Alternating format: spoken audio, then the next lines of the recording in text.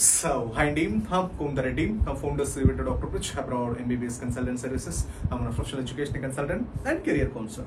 So today's topic was sir. So many of the students ask about sir next exam ante after MBBS tarvata ante MBBS tarvata andi.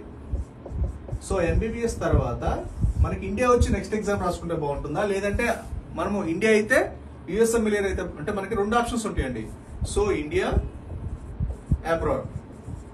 So India వాళ్ళు కూడా USML, UK, Canada, Australia, New Zealand ఇలా రాసుకోవచ్చు. Abroad వాళ్ళు కూడా same like that India, USA, UK, Canada, Australia, so New Zealand ఇలా. So మనకి అన్ని options ఉంటాయి. అబ్రాడ్ వాళ్ళకి ఇండియా వచ్చి నెక్స్ట్ ఎగ్జామ్ రాసుకోవచ్చు, లేదంటే అటు నుంచి అటు USML, UK, Canada, Australia, New Zealand అక్కడికి వెళ్ళొచ్చు, లేదంటే డిఫరెంట్ కంట్రీస్కి వెళ్ళొచ్చు. లేదు అబ్రాడ్ లో చదివిన వాళ్ళకి ఆ కంట్రీలో ప్రాక్టీస్ చేసుకోవచ్చు, లేదా ఇండియా రావచ్చు, లేదంటే నుంచి USML, UK, Canada, Australia, New Zealand వెళ్ళొచ్చు. సో మనం ఇప్పుడు ఎంబీబీఎస్ అబ్రాడ్ డెసిషన్ తీసుకునేటప్పుడు సో ఇండియాలో నెక్స్ట్ ఎగ్జామ్ చేయాలా, లేదంటే అబ్రాడ్ వెళ్ళి అంటే ఇండియాలో మెడికల్ పీజీ చేయాలా, లేదా అబ్రాడ్ వెళ్ళి యూఎస్లో, యూకేలో, కెనడాలో మెడికల్ పీజీ చేయాలా అంటే ఎంబీబీఎస్ తో పాటు అంటే మన ఎంబీబీఎస్ చదువుతా అంటే మనకి ఎలా ఉండాలంటే సార్ ఇప్పుడు రైట్ నో ప్రజెంట్ సిచ్యువేషన్ ఎలా ఉందంటే ఇండియాలో సో ఓన్లీ ఎంబీబీఎస్ అయితే సార్ మీ శాలరీ వచ్చరికి యావరేజ్ శాలరీ ఎంత అండి?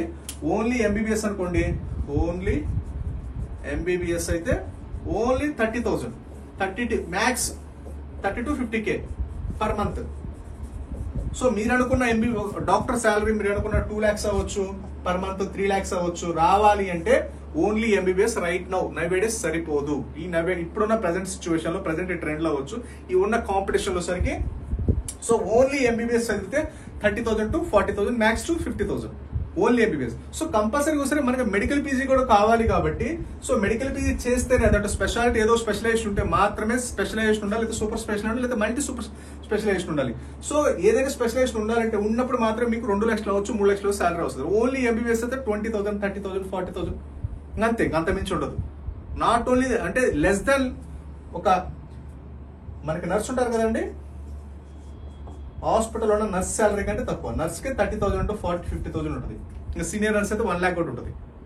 సో కాబట్టి నర్స్ కంటే మనకి ఎంబీబీఎస్ వాళ్ళకి అంత తక్కువ ఉంటుంది. కాబట్టి ఎంబీబీఎస్ ఒకటే సరిపోదు కాబట్టి మెడికల్ పీజీ కూడా మ్యాండేట్ ఉండాలి. కాబట్టి మీరు ఎంబీబీఎస్ డెసిషన్ తీసుకున్నప్పుడు అది అప్లోడ్ అవ్వచ్చు, ఇండియా అవ్వచ్చు.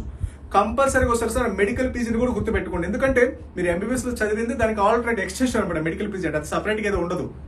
సో మీకు ఇక్కడ ఇండియా అది ఎంబీబీఎస్ ఏదైతే 90 సబ్జెక్ట్స్ అవుతారో ఆ 90 సబ్జెక్ట్స్ దానికి ఒక్కొక్క పార్ట్ గా మెడికల్ పీజీకి వెళ్తారు. Cardiology, radiology, neurology different parts లో మీరు ఒకసారికి ఎంబీబీఎస్ తర్వాత ఏదో ఒక స్పెషలైజేషన్ తీసుకుని దాంట్లో వెళ్తారు. కాబట్టి ఎంబీబీఎస్ ఎక్స్టెన్షన్ అది. సో మీరు ఎంబీబీఎస్ లో జాయిన్ అయ్యే ముందే మీరు డెసిషన్ తీసుకోవాలి. తీసుకొని మన మెడికల్ పీజీకి అసలు ఎలా ఉండాలి, ఎలా అంటే ఇప్పుడు ఫర్ ఎగ్జాంపుల్ మీరు ఇంకో విషయం కూడా గుర్తుపెట్టుకోండి. యూఎస్ఏనా, యూకేనా, కెనడానా, ఆస్ట్రేలియా, న్యూజిలాండ్ నెక్స్ట్ ఎగ్జామా అంటే ఇండియా వచ్చి ఇండియా మెడికల్ పీజీనా ఇవి ఆలోచించే ముందు అసలు ఎగ్జామ్ ఎలా ఉంటుంది, ఈ నెక్స్ట్ ఎగ్జామ్ అని ఎలా ఉంటుంది, యూఎస్ఎంఎల్ ఎలా ఉంటుంది, ప్లాబ్ ఎలా ఉంటుంది, కెనడా ఎలా ఉంటుంది, ఆస్ట్రేలియా మెడికల్ పీజీ ఎలా ఉంటుంది, న్యూజిలాండ్ మెడికల్ పీజీ ఎలా ఉంటుంది, అసలు ఈ మెడికల్ పీజీస్ ఏ విధంగా ఉంటుంది. సో ఎంబీబీఎస్ అనేది బేసిక్ మన డిగ్రీ మాదిరి ఉంటుంది కాబట్టి అన్ని సబ్జెక్టులు బేసిక్ పైపైన ఉంటుంది కాబట్టి ప్రాబ్లం ఉండదు. సో మనకి అసలు నెక్స్ట్ ఎగ్జామ్ ఎలా ఉంటుంది, సో యూఎస్ఎంఎల్ ఎలా ఉంటుంది అంటే మనకు ఆ రేంజ్ ఆఫ్ స్టాండర్డ్స్ ఉంటేనే కదా మనకి మెడికల్ పీజీ ఎలా ఉంటుందో తెలుస్తుంది. ఎందుకంటే మన అల్టిమేట్ గోల్ సరికి మ్యాండేట్ గా మెడికల్ పీజీ ఉండాలి, ఎంబీబీఎస్ సరిపోదు. కాబట్టి సో మీరు ఇప్పుడు తీసుకునే మీరు ఎంబీబీఎస్ అబ్రాడ్ అవ్వచ్చు, ఇండియా అవ్వచ్చు, డెసిషన్ తీసుకునేటప్పుడు కంపల్సరీగా medical PG along with medical PG decision ఆ రేంజ్ ఆఫ్ డెసిషన్ తీసుకోవాలి. అంటే నేను చెప్పేది ఏంటంటే అసలు ఆ స్టాండర్డ్స్ ఉన్న మెడికల్ కాలేజీలు అవ్వచ్చు, ఆ స్టాండర్డ్స్ ఉన్న అంటే రేపు మనం ఇప్పుడు ఎంబీబీఎస్ చదివితే ఎంబీబీఎస్ తో పాటు ఆ స్టాండర్డ్స్ మనకి ఎక్కడి నుంచి వస్తాయి, మెడికల్ పీజీ క్రాక్ చేయాలంటే మీకు వచ్చరికి ఎంబీబీఎస్ లో వస్తాయి ఆ స్టాండర్డ్స్. అక్కడ ఎంబీబీఎస్ సబ్జెక్ట్ ఉంటే మెడికల్ పీజీ క్రాక్ చేయొచ్చు కదా. మనకి ఐపీలో మనకి సబ్జెక్ట్ మంచి సబ్జెక్ట్ ఉంటే నీట్ ఎగ్జామ్ ఎలా రాస్తామో కోచింగ్ తీసుకురావచ్చు, లేదా వాట్ ఎవర్ డిఫరెంట్ గా. అలానే మనకి ఎంబీబీఎస్ ప్రాపర్ గా మంచి యూనివర్సిటీస్ లో మంచి ప్రాక్టికల్ ఎక్స్పోజర్ ఉంటే మెడికల్ పీజీ ఆ విధంగా క్రాక్ చేసుకోవడానికి మనకి మంచి బేసిక్ స్టాండర్డ్స్ ఉంటాయి అనమాట మెడికల్ పీజీకి. అంటే ప్రిపరేషన్ ఇస్ కామన్, తర్వాత సరికి కోచింగ్ ఇస్ కామన్. సో కాబట్టి కోచింగ్ కూడా స్మూత్ గా వెళ్తుంది, కోచింగ్ లేదనుకుంటే కొంచెం హార్డ్గా ఉంటుంది అంతే, మనకి షార్ట్ కట్స్ దొరుకుతాయి కాబట్టి. సో కాబట్టి మీరు ఎంబీబీఎస్ డెసిషన్ తీసుకున్నప్పుడు నాట్ ఓన్లీ ఎంబీబీఎస్ డెసిషన్ అండి, మీరు మెడికల్ పీజీ కూడా రిలేటెడ్ గా ఆలోచించి ఆ కాలేజ్ అలాంటి యూనివర్సిటీ అలాంటి కంట్రీ సెలెక్ట్ చేసుకోండి. అప్పుడు మాత్రమే మీరు సర్వైవ్ అవ్వగలుగుతారు. సో మీరు ఆ తర్వాత ఎంబీబీఎస్ అయిన తర్వాత చూద్దాము, తర్వాత ఎంబీబీఎస్ ఏదో కాలేజ్ తీసుకుందాము, ఏదో కంట్రీలోనో ఏదో యూనివర్సిటీలోనో, అది ఇండియాలోనో బీ క్యాట్, సి క్యాట్, లేదంటే అబ్రాడ్ లో సరికి ఏ కంట్రీలో ఏదో కంట్రీలో చూసుకున్న తర్వాత మెడికల్ పీజీ చూసుకుందాం అంటే కుదరదు. ఎందుకంటే కుదరదు అంటే అది మీ చాయిస్ అనుకోండి, బట్ కాకపోతే ఏంటంటే చాలా హార్డ్ అయిపోద్ది. మీరు ఇప్పుడు ఏంటంటే మీకు ఇప్పుడు ఆల్రెడీ ఇంటర్మీడియట్ అయిపోయి ఉంటుంది. సో ఇప్పుడు డెసిషన్ తీసుకోవడం చాలా చాలా సింపుల్గా ఉంటుంది మీకు. సో కరెక్ట్ రూట్ ఉంటుంది. సో తర్వాత మీరు ఎంబీబీఎస్ అయిన తర్వాత ఎంబీబీఎస్ ప్రాపర్గా అవ్వలేదు, నెక్స్ట్ ఎగ్జామ్ అవ్వలేదు, యూఎస్ఎంఎల్ అవ్వలేదు అంటే ఇంకా మెడికల్ పీజీ అవ్వదు. ఇప్పుడు మనకి మెడికల్ పీజీ ఎంట్రన్స్ ఎగ్జామ్స్ కదా ఇవన్నీ. సో ఎంబీబీఎస్ అనేది ఇంకా ఎలాంటి ఎంట్రన్స్ ఎగ్జామ్ ఉంటుంది కాబట్టి డైరెక్ట్గా ఎంబీబీఎస్ అనుకోండి, అబ్రాడ్ ఏదో కాలేజ్కి వెళ్ళిపోవచ్చు డైరెక్ట్గా. మెడికల్ పీజీకి వెళ్ళడానికి అలా ఛాన్స్ ఉండదు కదా, కంపల్సరీ నెక్స్ట్ ఎగ్జామ్ రాయాలి. ఇప్పుడు ఇండియా మాత్రమే మీరు నీట్లో 500, 600 స్కోర్ చేస్తేనే కదా మీకు మంచిగా కాలేజ్లో మీకు సీట్ వచ్చింది ఎంబీబీఎస్. అలానే మెడికల్ పీజీలో కూడా అలానే ఉంటుంది. సో ఇక్కడ రాకపోతే అబ్రాడ్ వెళ్ళినా సరే, లేదా ఇండియాలో బీ కేటగిరీకి వెళ్ళినా సరే కంపల్సరీ మీరు సెలెక్ట్ చేసుకుని నెక్స్ట్ ఎగ్జామ్ అయినా రేపు మెడికల్ పీజీలో ఇలాంటి ప్రాబ్లం ఫేస్ చేయకుండా, ఇంటర్మీడియట్లో నీట్లో ఇప్పుడు ప్రజెంట్ నీట్లో ఫేస్ చేసిన ప్రాబ్లం ఫేస్ చేయకుండా, ఫర్దర్ కూడా ప్రాబ్లం ఫేస్ చేయకుండా ఉండాలంటే మీరు ఇప్పుడు తీసుకునే డిసిషన్ బట్టే ఈ మెడికల్ పీజీ ఎలా ఉంటుందో తెలిస్తే మీకు ఎంబీబీఎస్ ఎలాంటి యూనివర్సిటీ సెలెక్ట్ చేసుకుని తెలుస్తుంది. దాన్ని బట్టి మీరు ఇప్పుడు ఎలాంటి కంట్రీ ఎలాంటి యూనివర్సిటీ సెలెక్ట్ చేసుకుంటే దాన్ని బట్టి 100% అనేది లైఫ్ సెటిల్ అయిపోతుంది. మీరు ఇప్పుడు ప్రాపర్ డెసిషన్ తీసుకోకుండా వాళ్ళు వెళ్ళారు మనం వెళ్ళాము, వాళ్ళ డాక్టర్స్ అవుతారు మన డాక్టర్స్ 100% వచ్చేసరికి అవరు. సో కాబట్టి ఫస్ట్ ఆఫ్ ఆల్ మీరు సో ఇప్పుడు అనేది 100% మీకు క్లారిటీ వచ్చింది కదా. కంపల్సరీగా మీరు ఎంబీబీఎస్ అబ్రాడ్ వెళ్ళాలనుకున్నప్పుడు not only the MBBS medical PG కూడా ప్లాన్ చేసుకోండి.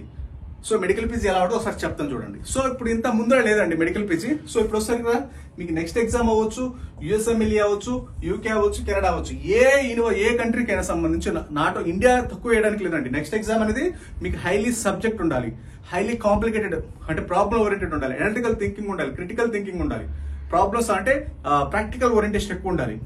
సో అలా ఉంటాయి. Not only the next exam మీకు యూఎస్ఎంఎల్ఈ కూడా అంతే ఉంటుంది, ఇంకా కెనడా అంతే ఉంటుంది, న్యూజిలాండ్ అంతే ఉంటుంది మెడికల్ పీజీ. ఇంకా ఇట్లా పాపులేషన్ తక్కువ. ఇప్పుడు యూఎస్ రావచ్చు, యూకే రావచ్చు. సో ఆస్ట్రేలియా పాపులేషన్ ఎంత 2.5 crores, న్యూజిలాండ్ లో 50 lakhs, కెనడాలో 3.5 crores, యూకేలో 6 crores, యూఎస్ లో 30+ crores.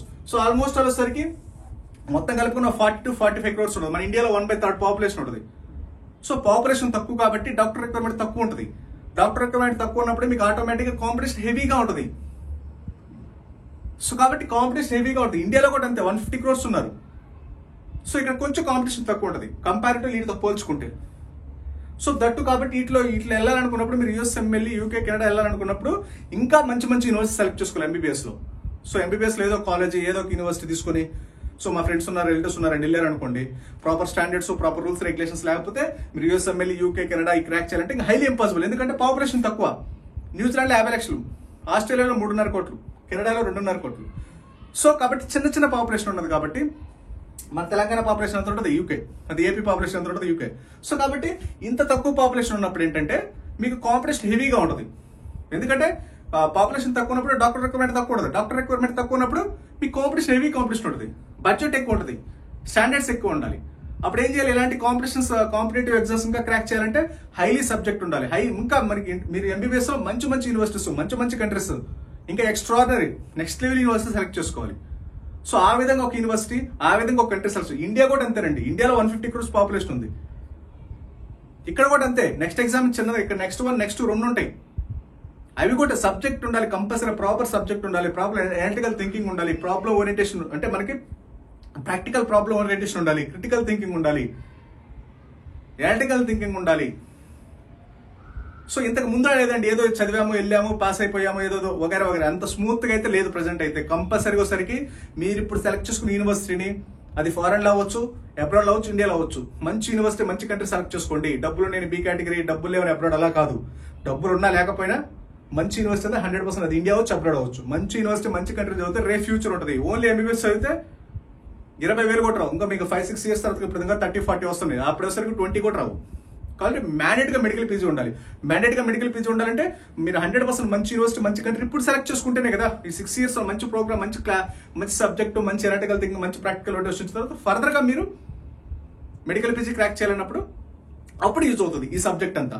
ఇప్పుడు ఏదో normal college, normal university select చేసుకున్నారు అనుకోండి, అప్పుడు ప్రాపర్ సబ్జెక్ట్, అప్పుడు దానికి తగ్గట్టుగా మీకు సరిపోదు. ఆ ప్రోగ్రామ్ అవ్వచ్చు, ఆ సబ్జెక్ట్ అవ్వచ్చు, అవన్నీ సరిపోయినప్పుడు టోటల్ టైం, మనీ, ఎవ్రీథింగ్ అంతా వేస్ట్ అయిపోతుంది.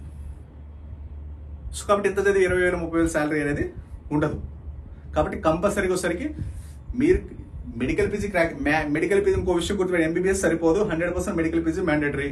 మెడికల్ పీజీ ఉండాలి అంటే ఖచ్చితంగా మంచి యూనివర్సిటీ, మంచి కంట్రీలో చదవాలి.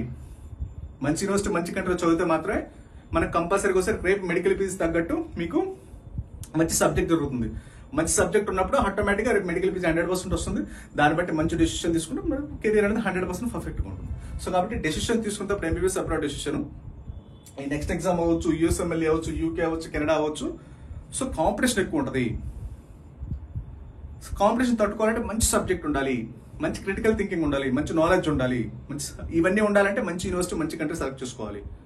సో చాలా మంది వస్తారు సార్ అటు నుంచి జార్జియా వెళ్తాము, కిర్గిస్తాన్ వెళ్తాము, కరేబియన్ ఐలాండ్స్ వెళ్తాము, వాటిల్లో సబ్జెక్ట్ ఉండదని. ఎందుకని నేను చెప్పేది, ఒక కంట్రీ సెలెక్ట్ చేసుకున్నప్పుడు కంపల్సరీ డెవలప్డ్ కంట్రీ సెలెక్ట్ చేసుకోండి. ఒక యూనివర్సిటీ సెలెక్ట్ చేసుకున్నప్పుడు కంపల్సరీగా గవర్నమెంట్ యూనివర్సిటీ మాత్రం సెలెక్ట్ చేసుకోండి. కంపల్సరీ ఎన్ఎంస్ రూల్స్ 100% ఫాలో అవ్వాలి. రూల్స్ రెగ్యులేషన్స్ ఖచ్చితంగా ఫాలో అయ్యే యూనివర్సిటీస్, ఫాలో అయ్యే కంట్రీస్ మాత్రం సెలెక్ట్ చేసుకోండి. అట్లీస్ట్ ఒక 50 to 60 years ఎక్స్పీరియన్స్ ఉన్న యూనివర్సిటీ సెలెక్ట్ చేసుకోండి. అంటే మన ఇంటర్నేషనల్ స్టూడెంట్స్ కి జాయిన్ అవ్వాలి అంటే ఒక కనీసం ఒక 20 బ్యాచెస్ అన్న బయటకు వచ్చేటట్టు చూసుకోవాలి. కొత్త యూనివర్సిటీస్ జాయిన్ అవ్వద్దు.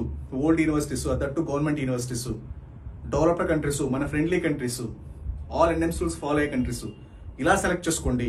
100% సక్సెస్ అవుతుంది. సో మీకు ఏదైనా డౌట్స్ ఉన్నా, క్వరీస్ ఉన్నా, you can just contact on below WhatsApp numbers. Okay, thank you very much.